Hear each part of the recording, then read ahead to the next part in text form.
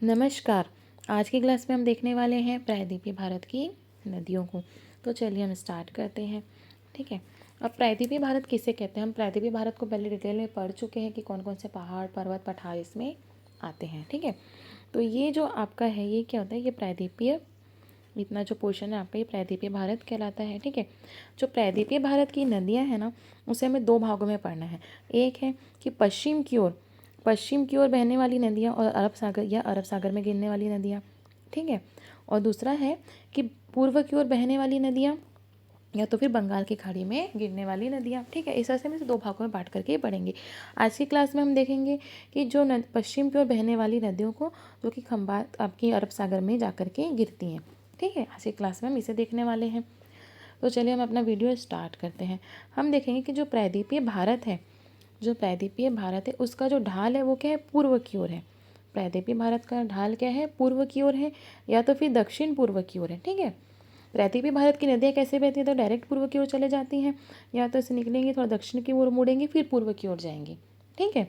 तो प्रायद्वीपीय भारत की नदियाँ इस तरह से प्रवाहित होती हैं, लेकिन इसमें भी कुछ अपवाद है। ठीक है। मतलब अधिकांश नदियाँ जो है वो पश्चिमी घाट से निकलती हैं। अधिकांश नदियाँ क्या होती है? पश्चिमी घाट से निकलती हैं और पूर्व की ओर बहती हुई बंगाल की खाड़ी में जा कर के गिरती हैं और वो डेल्टा का निर्माण करती हैं। ठीक है। क्या करती हैं? डेल्टा का निर्माण करती हैं। लेकिन इसमें कुछ अपवाद हैं। कुछ अपवाद जैसे नर्मदा और ताप्ती नदी क्या होती है? जैसे देखिए, इसका जो ढाल है, प्रायद्वीपीय भारत का ढाल तो पूर्व की ओर है, इसलिए जो मैक्सिमम नदियाँ होती है वो पश्चिमी घाट से निकलती हैं। कहाँ से निकलती है? पश्चिमी घाट से निकलती है और पूर्व की ओर प्रवाहित होती है और बंगाल की खाड़ी में जा कर के गिरती है। परंतु कुछ अपवाद है, जैसे कि नर्मदा नदी और ताप्ती नदी। नर्मदा नदी आप देखेंगे तो ये पश्चिम की ओर प्रवाहित होती है। ठीक है। पश्चिम की ओर प्रवाहित होती है और अरब सागर में जा कर के गिरती हैं। इसके अतिरिक्त कई अन्य नदियाँ भी हैं जो कि पश्चिम की ओर ही प्रवाहित होती हैं और अरब सागर में जा कर के गिरती हैं। तो उसको आज हम देखेंगे। और इसमें आपको ये याद रखना है कि जो नदियाँ पूर्व की ओर जाती हैं, पूर्व की ओर बहती हैं, वो डेल्टा का निर्माण करती हैं। ठीक है। जो नदियाँ पश्चिमी घाट से निकलती हैं, पूर्व की ओर बहती है, बंगाल की खाड़ी में जो गिरती है ना, वो डेल्टा का निर्माण करती है। ठीक है। और जो पश्चिम की ओर गिरती हैं नदियाँ, वो क्या करती हैं? वो जो नदियाँ हैं वो एस्चुरी का निर्माण करती है। किसका निर्माण करती है? एस्चुरी का निर्माण करती है। अब देखेंगे कि डेल्टा और एस्चुरी क्या होते हैं। ठीक है। डेल्टा क्या होते हैं कि जब नदियाँ बहती हैं और वो मैदानी भाग में प्रवेश करती हैं, जैसे गंगा नदी जो है वो भी गंगा नदी का भी डेल्टा बहुत ही बड़ा डेल्टा है। ठीक है। ऐसे मान लीजिए यहाँ पे गंगा नदी बहती है। ठीक है। अब गंगा नदी जब बहती है वो पूरे मैदान में बह रही है, धीरे धीरे धीरे। यहाँ पे उसका ढाल अधिक था क्योंकि वो पर्वतों से निकल रही थी। ठीक है। तो एकदम स्पीड में बह रही थी। यहाँ उत्तराखंड में क्या एकदम स्पीड में बह रही थी। जैसे यूपी में गई उसका ढाल कम हुआ, फिर बिहार में गई ढाल कम हुआ, और यहाँ पर तो उसका ढाल बहुत ही कम हो जाता है। ठीक है। क्योंकि ये मैदानी एरिया आ जाता है बांग्लादेश का, तो यहाँ पे उसका ढाल बहुत ही कम हो जाता है। तो वो अपने साथ जो मलबा लेकर आई रहती है, पत्थर कंकड़ वगैरह या जो भी अवसाद वगैरह मिट्टी वगैरह जो अपने साथ लाई रहती है ना, वो उसको यहाँ पे छोड़ देती है। ठीक है। उसको क्या होती है? यहाँ पे छोड़ देती है, उसके बाद वो बंगाल की खाड़ी में जा कर के गिरती है। ठीक है। तो जब नदियों का वेग कम हो जाता है और वो अपने मुहाने पर, नदियाँ जहाँ पे गिरती है ना, जहाँ विसर्जन होता है उसे उसका मुहाना कहते हैं। ठीक है। तो अब नदियाँ जो होती हैं वो समुद्र में गिरने वाली होती है, वहाँ पर उसका वेग कम हो जाता है, तो वो अपने मुहाने पर जो अपने मलबों को छोड़ देती है, क्योंकि उसका वेग कम हो गया है, अब वो अपना सामान ढो नहीं सकती, तो वो मलबों को वहाँ पे छोड़ देती है। तो इन्हीं मलबों को क्या कहते हैं? डेल्टा कहते हैं। क्या कहते हैं? डेल्टा कहते हैं। ठीक है। लेकिन क्या हो गया है, जो जो नदियाँ पश्चिम की ओर प्रवाहित होती है, जैसे नर्मदा नदी, ये एग्जाम्पल के लिए बता रहे हैं, डेल्टा और एस्चुरी आपको समझ में है। ठीक है। अब देखेंगे कि जो नदियाँ पश्चिम की ओर प्रवाहित होती है, जैसे आपकी है नर्मदा नदी। ठीक है। तो ये जो है भ्रंश घाटी में बहती है, क्योंकि ऊपर जो है इसका विंध्याचल पर्वत है, नीचे सतपुड़ा पर्वत है। अब ये नदियाँ बह रही हैं तो इसके साथ जो भी अवसाद जमा होंगे, जो भी कंकड़ पत्थर या जो मिट्टी विट्टी जो भी अवसाद होंगे, ठीक है, अब वो डायरेक्ट यहाँ से बह के वो क्या होती है? अरब सागर में जाके गिर जाती है। क्योंकि इसको आप देखेंगे तो इसको जो है मैदानी एरिया नहीं मिल रहा है, क्योंकि तो ये भ्रंश घाटी में बह रही है। ठीक है। ये नीचे ऊपर विंध्याचल पर्वत है, नीचे सतपुड़ा पर्वत है। अब तो ये नदियाँ क्या हो रही है? भ्रंश घाटी में बह रही है। ठीक है। इसको इधर उधर जाने का रास्ता नहीं मिला, तो इसका मलबा जो इस नदी के साथ में, और इसका फ्लो भी स्पीड में, क्योंकि उबड़ खाबड़ रास्ते में बह रही है। ठीक है। तो इसको ढाल मिल जा रहा है बहने के लिए, तो एकदम ये स्पीड से बहती है। नर्मदा नदी क्या होती है? एकदम स्पीड से बहती है। ठीक है। इसलिए अपने साथ जो मलबा लाती है ना, उसको मुहाने पर नहीं छोड़ती है, वो डायरेक्ट अपने साथ समुद्र में गिरा देती है। ठीक है। क्योंकि एकदम स्ट्रेट में बह रही है तो कहाँ वो मलबा छोड़ेगी, अपने साथ लेके चलती है अपने मलबे को भी नदी, और क्या करती है वो अरब सागर में वो गिरा देती है। तो इसे ही क्या कहते हैं, एस्चुरी कहते हैं। ठीक है, अब इसका हम डेफिनेशन इसका समझ लेते हैं कि एस्चुरी किसे कहते हैं। देखिए, जब नदी के जल में जब उसका तीव्र प्रभाव होता है, मतलब उसका वेग बहुत ही अधिक होता है, तो वो अपने मुहाने पर जो साथ लाए मलबों को निक्षेपित नहीं करती है, वहाँ पे छोड़ती नहीं है मलबों को मुहाने पर। ठीक है, जैसे नदी का मुहाना हो गया ये, तो यहाँ पर क्या करेगी, वो मलबों को छोड़ेगी नहीं। ठीक है, तो नदी जो है अपने साथ लाए मलबों को समुद्र में गिरा देती है अपने साथ। ठीक है, उसके साथ जो मलबा लाती है ना, उसको वो क्या करेगी, समुद्र में ही गिरा देती हैं। तो ये जो नदी का मुहाना रहता है ना, वो उठा हुआ नहीं रहता। अगर मान लो वो मलबा छोड़ेगी नदी, अगर मान लो जैसे गंगा नदी यहाँ पे मलबा छोड़ेगी, मलबा छोड़ देगी, तो नदी का जो मुहाना है वो उठा हुआ रहेगा, क्योंकि मलबों को इकट्ठा कर दीजिए अपना तो नीचे गिर जाएगी। ठीक है, लेकिन ऐश्वर्य में क्या होगा कि नदी का मुहाना ना उथला नहीं होता, उथला हुआ या उभरा हुआ नहीं होता, बल्कि वो गहरा होता है। क्या होता है, वो गहरा होता है, क्योंकि वो मलबों को तो अपने साथ समुद्र में छोड़ दे रही है ना, वो अपने मुहाने पर नहीं छोड़ती है। तो वो जो मुहाना उथला हुआ नहीं उथला हुआ या उठा हुआ नहीं रहता, बल्कि क्या रहता है, गहरा रहता है। तो ये जो गहरा मुहाना रहता है, इसे ही एस्चुरी कहते हैं। क्या कहते हैं, गहरा जो मुहाना बन जाता है ना, उसे एस्चुरी कहते हैं। ऐसे हिंदी में जो है ज्वारनद मुख भी कहते हैं। तो आपको समझ में आएगा कि डेल्टा और एस्चुरी किसे कहते हैं। ठीक है, तो चलिए अब हम जो है दक्षिण भारत की जो है नदियों को देखते हैं, प्रायद्वीपीय भारत की, जो कि पश्चिम की ओर बहती है, अरब सागर में गिरती है। तो सबसे पहले हम देखते हैं कि नर्मदा नदी, नर्मदा नदी का उद्गम कहाँ पर होता है। आप देखेंगे कि यहाँ पर मैकल श्रेणी है। ठीक है, यहाँ पर क्या है, मैकल पर्वत श्रेणी है। छत्तीसगढ़ मध्य प्रदेश के बॉर्डर में क्या है, मैकल पर्वत श्रेणी है, और यहीं पर जो है अमरकंटक एक जगह है जहाँ से कि नर्मदा नदी का उद्गम होता है। ठीक है, तो नर्मदा नदी जो है वो मध्य प्रदेश और गुजरात में बहती है, और यहाँ पे वो खंबात की खाड़ी में आकर के गिर जाती है अरब सागर में। ठीक है, आप देखेंगे कि जो नर्मदा नदी है वो भ्रंश घाटी में बहती है, क्योंकि इसके ऊपर में क्या है, विंध्याचल पर्वत है, और नीचे क्या है, सतपुड़ा पर्वत है। इस तरह से ये जो है बीच में भ्रंश घाटी में बहती है। ठीक है, नर्मदा नदी के तट पर आपको 3 शहर याद रखने, एक तो जबलपुर, होशंगाबाद और गुजरात का भरूच। ठीक है, गुजरात का भरूच याद रखना है आपको। जब एमपी में आ जाएगा जबलपुर और होशंगाबाद, और गुजरात में जो कि भरूच है वो क्या, नर्मदा नदी के तट पर बसा है शहर। ठीक है, याद रखना है। इसके बाद देखने कि जबलपुर में नर्मदा नदी में एक फेमस जलप्रपात है जिसका नाम है धुआंधार जलप्रपात। कहाँ पर है ये, जबलपुर में है। ठीक है, धुआंधार जलप्रपात। इसके अतिरिक्त देखना है कि इसमें जो परियोजना को देखते हैं कि इसमें जो नर्मदा घाटी परियोजना चल रही है। ठीक है, तो नर्मदा नदी में कौन सी परियोजना चल रही है, नर्मदा घाटी परियोजना इसमें चल रही है। ठीक है, इस योजना के तहत जो है 29 बांध बनाए गए हैं। कितने बांध बनाए गए हैं, 29 बांध बनाए गए हैं। ठीक है, और ये योजना का लाभ कितने राज्यों को मिला है, तो इस योजना का लाभ जो है 4 राज्यों को मिला है।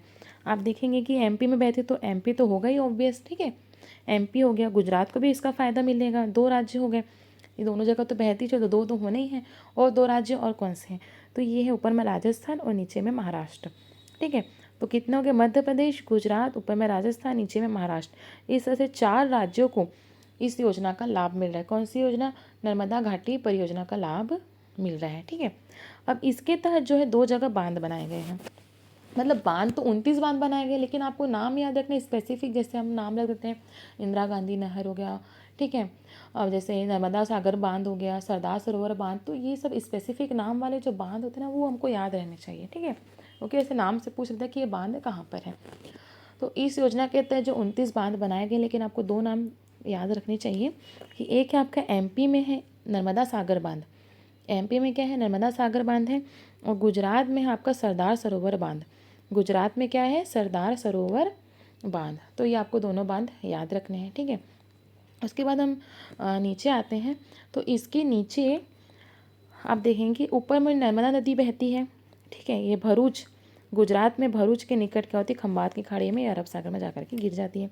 इसके नीचे आपकी ताप्ती नदी बहती है। कौन सी नदी बहती है, ताप्ती नदी। ताप्ती नदी जो है वो भी मध्य प्रदेश में बहती है और गुजरात में भी बहती है। ठीक है, ये भी क्या करती है, खंबात की खाड़ी में जाकर के गिर जाती है। अब इसका उद्गम कहाँ होता है देखेंगे, तो ये जो है बैतूल ज़िले से निकलेगी। एमपी का जो बैतूल ज़िला है वहाँ पे मुल्ताई पहाड़ी है, वहाँ से ताप्ती नदी का उद्गम होता है। ये भी जो होती है भ्रंश घाटी में बहती है, क्योंकि हमें दिखा था यहाँ ऊपर में विंध्याचल पर्वत था, और उसके नीचे था सतपुड़ा पर्वत। ठीक है, वहाँ पे कौन सी नदी बहती थी? बीच में नर्मदा नदी।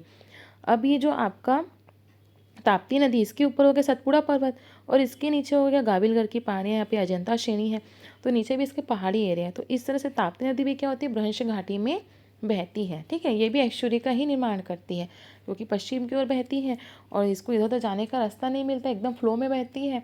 तो अपने साथ मलबों को भी वो कहाँ पर छोड़ देगी? मुहाने पर नहीं छोड़ती, मलबों को मुहाने पर नहीं छोड़ती बल्कि अपने साथ समुद्र में लेके चले जाती है। ठीक है, ये आपको याद रखना है। अब ये खंबात की खाड़ी में गिरेगी कहाँ पे? सूरत के पास। नीचे यहाँ पे सूरत जिला है गुजरात का, वहाँ पे वो खंबात की खाड़ी में जा कर के गिर जाएगी। ठीक है, तो ताप्ती नदी में आपको 2 परियोजनाएं याद रखनी है। एक है आपकी उकाई परियोजना और एक है काकरापारा परियोजना। ठीक है, उकाई परियोजना और काकरापारा परियोजना, ये दोनों जो परियोजना है वो गुजरात में है। कहाँ है दोनों परियोजना? गुजरात में है, इतना आपको याद रखना है। ठीक है, इसके अतिरिक्त हम ऊपर देखते हैं कि नर्मदा नदी के ऊपर में देखते हैं तो यहाँ पे जो विंध्याचल श्रेणी है यहाँ से निकलती है माही नदी। कौन सी नदी निकलती है? विंध्याचल श्रेणी से माही नदी निकलती। ठीक है, ये भी खंबात की खाड़ी में जा कर के गिरती है। तो जो माही नदी का उद्गम कहाँ से होगा? विंध्याचल पर्वत में मेहद, एक झील का नाम है मेहद झील, वहाँ से निकलती है आपकी माही नदी। ठीक है, देखिए ये 3 राज्यों में बह रही है, एक तो मध्य प्रदेश में बह रही है, राजस्थान में, फिर गुजरात में बहती है और खंबात की खाड़ी में जा कर के गिरती है। माही नदी इसलिए फेमस है क्योंकि माही नदी जो है कर्क रेखा को 2 बार क्रॉस करती है। देखिए यहाँ पे जो है कर्क रेखा है। ठीक है, यहाँ पर जैसे कर्क रेखा मैं ड्रॉ कर देती हूँ, ऐसी कर्क रेखा है। तो आप देखेंगे, देखिए यहाँ से निकली, पहले तो यहाँ पे क्रॉस करी, ठीक है, फिर ऊपर गई, फिर यहाँ वाकई मुड़ी, तो यहाँ इस तरह से कर्क रेखा को 2 बार क्रॉस करती कौन सी नदी? माही नदी। इसलिए आपको इसे याद रखना है। ठीक है, अब इसे परियोजना देखते हैं कि माही नदी में परियोजना है माही परियोजना। ठीक है, इसके तहत जो है मध्य प्रदेश में बांध बनाया गया है। देखिए बहुत सारी नदियों में बांध बनाए गए, तो आप हर बांध को नाम को आप याद नहीं रख सकते, फेमस नाम याद रखने जो किसी स्पेसिफिक पर्सन के ऊपर रखे जाते हैं, स्पेशल पर्सन के ऊपर रखे जाते हैं या कुछ स्पेसिफिक नाम होता है उसका, इस तरह से आपको नाम याद रखने। ठीक है, तो माही योजना में भी ना बांध बनाया गया है। ठीक है, तो बांध के पीछे जो जलागार है, जलागार क्या होता है? जैसे बांध बनाते हैं ना, तो उस बांध के पानी को इकट्ठा करके रखा जाता है ना, तभी हम उस बांध को खोलते हैं तो उसका बांध का जो पानी है फ्लो होता है नहर में या नदी में, उसे फिर से छोड़ा जाता है। तो जहाँ जल को एकत्रित करके रखा जाता है, बहुत ही विशाल रूप में उसे एकत्रित किया जाता है, तो उसे जलागार कहते हैं। ठीक है, तो एमपी में जो बांध बनाया गया है और उस बांध के पीछे में जलागार है, उस जलागार का नाम है जमुना लाल बजाज सागर। क्या नाम है? जमुना लाल बजाज सागर। कौन सी नदी का पानी है इसमें? माही नदी का पानी है। ठीक है, तो ये आपको याद रखना है। उसके बाद नेक्स्ट है, ऊपर से याद रखना है आपको साबरमती नदी। ठीक है, साबरमती नदी का उद्गम होता है राजस्थान में अरावली श्रेणी से। कहाँ से होगा? राजस्थान में जो अरावली पर्वत श्रेणी है वहाँ से होगा आपका साबरमती नदी का उद्गम होगा, इसलिए आपको याद रखना है। ठीक है, ये भी क्या होगी? खंबात की खाड़ी में गिरेगी। इसके तट पर जो है गांधीनगर शहर बसा है। गांधीनगर कौन सी नदी के तट पर है? साबरमती की नदी के तट पर है गांधीनगर, और जो अहमदाबाद है वो साबरमती नदी की तट पर है। याद रखना है बस आपको इसमें। ठीक है, उसके बाद आपको एक याद रखना, लूनी नदी। जो लूनी नदी है उसका उद्गम भी जो होता है अरावली श्रेणी से होता है। कहाँ से होता है? अरावली पर्वत श्रेणी से होता है लूनी नदी का उद्गम। ये नाग अरावली पर्वत श्रेणी में एक पहाड़ी है, नाग की पहाड़ी, उससे निकलती है कौन सी नदी? लूनी नदी। ठीक है, इसलिए आपको याद रखना है। ये जब अरावली पर्वत से निकलती है फिर ये कच्छ के रण में विलीन हो जाती है। गुजरात में यहाँ पर क्या है? कच्छ का रण है, तो यहाँ पे वो जाके विलीन हो जाती है, मतलब गायब हो जाती है उसमें। ठीक है, इसलिए आपको याद रखना है। इसके अतिरिक्त ये आपकी मेन बड़ी बड़ी नदियाँ होंगी जो कि पश्चिम की ओर प्रवाहित होती है। कौन सी देखी हमने? नर्मदा, ताप्ती, माही, साबरमती और लूनी। इसके अतिरिक्त 2-3 अन्य छोटी छोटी नदियाँ, इसका आपको नाम ही याद रखना काफ़ी है आपके लिए। जैसे आप देखेंगे कि एक आपकी भादर नदी। ठीक है, क्या होगी? भादर नदी। ये भी जो है भादर नदी यहाँ पे बहेगी। ये जो नदी है ये पोरबंदर के पास अरब सागर में जा कर के मिलेगी। ठीक है, और यहाँ पर आपकी शतरंजी नदी है, ये भी क्या होगी? खंबात की खाड़ी में जाकर के गिरेगी। कौन सी? शतरंजी नदी खंबात की खाड़ी अरब सागर में जाकर के गिरेंगी। ठीक है, एक महाराष्ट्र में आपको याद रखना है वैतरणा नदी। महाराष्ट्र में क्या याद रखना है? वैतरणा नदी। ठीक है, ये जो है पश्चिमी घाट से निकलेगी। क्या निकलेगी? पश्चिमी घाट से निकलेगी। ठीक है, वैतरणा नदी पश्चिमी घाट में निकलेगी, नासिक के त्र्यंबक की पहाड़ी से निकलेगी। ठीक है, पश्चिमी घाट में नासिक पड़ेगा, वहाँ पे त्र्यंबक की पहाड़ी से निकलेगी कौन सी? वैतरणा नदी। ठीक है, और पश्चिमी घाट में से ही जो त्र्यंबक की पहाड़ी से गोदावरी नदी निकलती है वो पूर्व की ओर बहती है। ठीक है, और त्र्यंबक की पहाड़ी से आपकी वैतरणा नदी निकल रही है, पश्चिम की ओर बह रही है। इसलिए याद रखना अरब सागर में जाके गिरेंगी। ठीक है, इसके बाद आपको नीचे याद रखना है कर्नाटक में काली नदी, ये भी पश्चिमी घाट से निकलेगी। क्या निकलेगी? ये भी पश्चिमी घाट से निकलेगी काली नदी, और ये अरब सागर में जाकर के गिरेगी कारवाड़ की खाड़ी में। यहाँ पे कारवाड़ एक जगह है, जिला है, वहाँ पे खाड़ी बनती है, तो कारवाड़ की खाड़ी में जाके गिरेगी। ठीक है, कर्नाटक से पश्चिमी घाट में निकलेगी बेलगांव जिले से, ये आपको याद रखना है। उसके बाद आप नीचे आएंगे तो आपको याद रखना शरावती नदी। कौन सी नदी याद रखना? शरावती नदी। ठीक है, शरावती नदी भी जो है आपकी पश्चिमी घाट से निकलेगी। कहाँ से निकलेगी? पश्चिमी घाट से निकलेगी। कौन सी नदी? शरावती नदी। लेकिन ये पश्चिम की ओर बहेगी, अरब सागर में जा कर के गिरेगी। ये जो है कर्नाटक के शिमोगा जिले से निकलेगी। कहाँ से निकलेगी? कर्नाटक के शिमोगा जिले से। तो कर्नाटक में कितनी नदी याद रखनी है आपको? महाराष्ट्र में तो एक ही थी, वैतरना, त्रयंबक की पहाड़ी से निकलेगी पश्चिमी घाट से, है ना। ये पूरे पश्चिमी घाट से निकलने वाली नदियाँ हैं। फिर अब कर्नाटक में काली नदी याद रखना है, और नीचे है शरावती नदी, अरब सागर में गिरने वाली नदियाँ हैं। तो शरावती नदी जो है शिमोगा जिले से निकलेगी। ठीक है, कौन सी जिले से निकलेगी? शिमोगा जिले से निकलेगी। आप शरावती नदी में देखेंगे कि जलप्रपात पड़ेगा बहुत ही फेमस, जिसका नाम है गरसोप्पा जलप्रपात, या ऐसे को कहते हैं जोग जलप्रपात, या ऐसे ही कहते हैं महात्मा गांधी जलप्रपात। ठीक है, शरावती नदी में है। कौन सी नदी में है जलप्रपात? शरावती नदी में स्थित है। कौन कौन सा है? गरसोप्पा, इसी को कहते हैं जोग, इसी को महात्मा गांधी जलप्रपात भी कहते हैं। इसके अतिरिक्त इसमें परियोजना भी चली शरावती नदी में, जिसका नाम है शरावती जल विद्युत परियोजना, शिमोगा जिले में।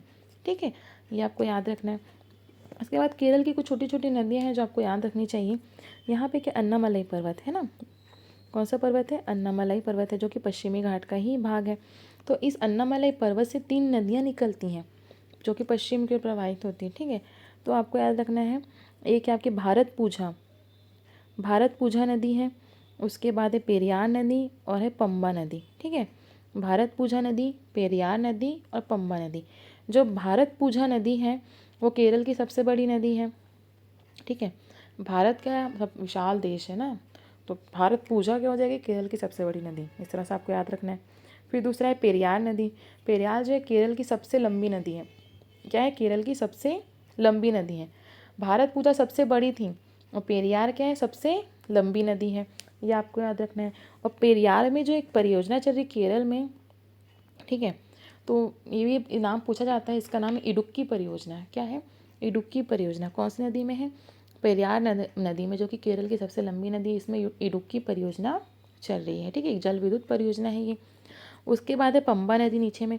तो पंबा नदी को इसलिए याद रखना है क्योंकि बेम्बनाड झील में जाके गिरती है। केरल में क्या बेम्बनाड झील है, तो अन्नामलाई पर्वत से निकलेंगी ये नदियाँ, और एक क्या बेम्बनाड झील में जाकर के गिरेगी। कौन सी नदी? आपकी पंबा नदी। ठीक है, तो इतनी सारी चीज़ें जो है आपको नदियों में याद रखना है, जो कि पश्चिम की ओर या अरब सागर में जाकर के गिरती हैं। ठीक है, अब यहाँ पे मैंने आपको बताया था कि भारत पूजा जो है केरल की सबसे बड़ी, और पेरियार जो है केरल की सबसे लंबी नदी है। अब देखेंगे बड़ी नदी और लंबी नदी में क्या फ़र्क है। देखिए, जिस नदी की लंबाई अधिक होती है, भौगोलिक लंबाई, उसे लंबी नदी कहते हैं। ठीक है, और जिस नदी के में जो जल होता है उसका आयतन अधिक होता है, ठीक है, तो उसे बड़ी नदी कहते हैं। क्या कहते हैं? बड़ी नदी कहते हैं। तो यहाँ पर जो है मेरा वीडियो समाप्त होता है। अगर आपको मेरा वीडियो पसंद आया तो प्लीज़ मेरे चैनल को सब्सक्राइब जरूर कीजिएगा। धन्यवाद।